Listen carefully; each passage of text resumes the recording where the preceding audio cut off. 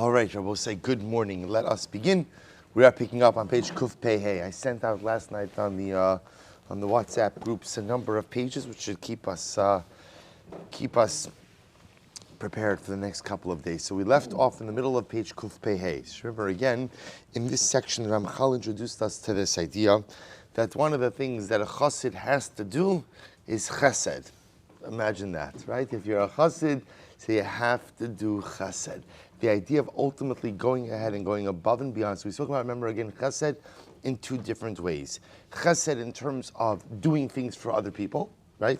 And chesed also in terms of how we interact with people, or more specifically, what feelings we hold towards people. That, interestingly enough, in the Ramchal's model of being a Bal Chesed, included in that is Misha over al Pesha, Misha Rotze Lavir al Midosov, being a forgiving type of person. A person who's willing to let go of animosity, of negativity between individuals, and does not hold on to every transgression. So we pointed out yesterday that it's interesting that the Ramchal chooses to include that here, because as much as we're all familiar with being Ma'avir al Midosov, being a forgiving person and letting go of things, we don't often associate that with the midah of chesed, with the midah of kindness.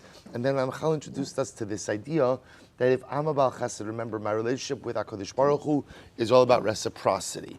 What I do or what I put in is what I get out. So if I'm the type of person who goes above and beyond to others, and I'm a kind of person who is willing to let go of even the transgressions of others, then HaKadosh Baruch Hu acts with me in kind. God is willing to let go, God is willing to move on, God doesn't have to harbor animosity, and HaKadosh Baruch Hu will go above and beyond for me. So right in the middle of the page, Amnam ha'useh chesed, yekabel chesed. Both is such a profound phrase. If you do chesed, you receive chesed. So be a chesedic person, be the kind of person who does good things, kind things, above and beyond expectations for others, and you will be makabel. HaKadosh Baruch Hu will do the same for you.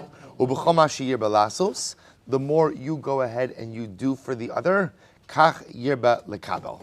That is what you will receive from the Ribbon Shalom. The David, David HaMelech, King David, ultimately again went ahead and was very meticulous with this particular concept. Shafilu l'son of hayim mishtadel lahitiv.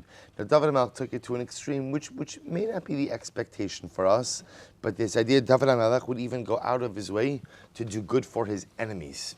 Right? Even those who were his enemies, not only did he not harbor animosity, but he made sure to do chesed for them as well.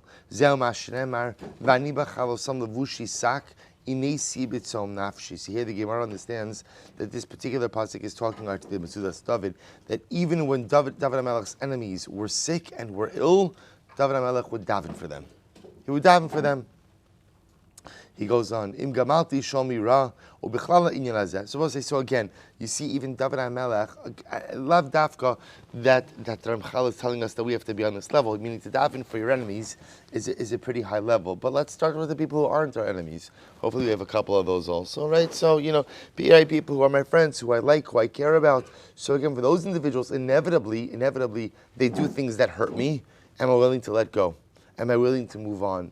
And so being a Bal Chesed, am I able to be the kind of person who's able to give and to focus and to go out of my way for others? He ends off this section in a very interesting way.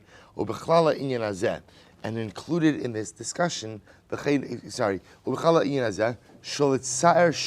bria afilu balei. We'll say this is very interesting. The other piece to cultivating a chesed identity is to have a sense of kindness to everything. All living creations, even animals, afilu balei chayim, ulurachim v'lachus aleim. Ultimately, again, to have compassion and to have mercy on them. V'cheinu omer, yodea tzadik nefesh behemto. The tzaddik knows ultimately, again, the nefesh, the soul of his animal. The idea is that the tzaddik is kind to all living things, even to animals. So we'll say, interestingly enough, why is this? Ukvar yesh sovrim tsar balei chayim d'oraisa. So on one hand, you could say, listen, this is a halachic imperative. Whether it's biblical or whether it's rabbinic, there is this concept of tsar balei chayim, which means you are not supposed to go ahead and subject animals to unnecessary pain. So you could say, okay, this is part of being a Torah Jew, being careful how you treat all creations. After all, as the pasuk says, "V'rachamav kol ma'asav." HaKadosh Baruch Hu's compassion is not just on man, but it's on all of his creations. He goes on, "Klalo shel davar harachmanus v'hahatava tzarich sheyetzekra b'lei v'chassid le'olam." But really, what the Ramchal is saying is like this: at the end of the day, what we're speaking about over here is you need to be a Baal Chesed. Being a Baal Chesed means being a compassionate and empathic human being. Being the kind of person who cares about others and is there for others. But here's the interesting thing. Whenever you have a midah, an attribute that you use sometimes but don't use other times, it generally leads to an erosion of that midah. Right? So to give you an exaggerated example of that, someone who says, I'm honest in business with Jews, but I'm not so honest in business with non-Jews. Word to the wise, I'm not a businessman. Don't do business with that person, right? Because anyone who has selective application of traits generally is not a genuine person. So if I want to be a Baal Chesed, which means the kind of person ultimately who has compassion, who has empathy, the kind of person who cares about the other, the kind of person who goes above and beyond for the other, for that midah to be real, to be genuine, it has to be embedded in the individual. How can you tell if it's embedded? At the end of the day, does it come out in all circumstances? So Ramchal says, take a look about how such a person treats animals. Take a look. Because if someone is cruel towards animals, that means that there's a midah of their chesed that is lacking. Not that Ramchal is going ahead and is not, raising the Save the Whale banner. That's not what he's doing over here. What he's saying over here is, again, if you have a genuine midah, it comes out in all circumstances. Klalo shel davar. So he ends this particular section by saying the general principle is harachmanos v'atava tzarich shetiyeh tikra b'lei v'chassid le'olam. So what we were saying before, the rachmanos, compassion, hatava, a willingness to do good for the other, should be something that is embedded in the heart of the chassid forever. And therefore, again, his desire should be to always do good, to give tranquility to the other, and not chas v'shalom to cause them any kind of pain. So this, says Ramchal, is the first definition of Chassidus. Most remember again, the way this chapter, the way this particular parak is structured, is Ramchal began by saying that there are three aspects to Chassidus. There's actional Chassidus, there's what we'll call performance Chassidus, which is how we do certain things, and number three is there's what we'll call intent Chassidus, or Chassidus when it comes to a person's kavanah. We'll see what all these means.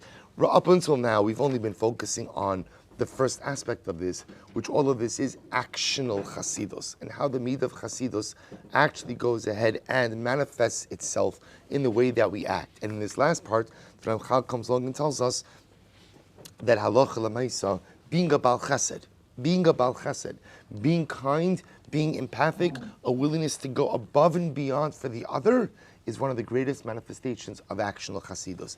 In the next section, we can at least just read the beginning. It says, "Achilek hasheni min Chassidus."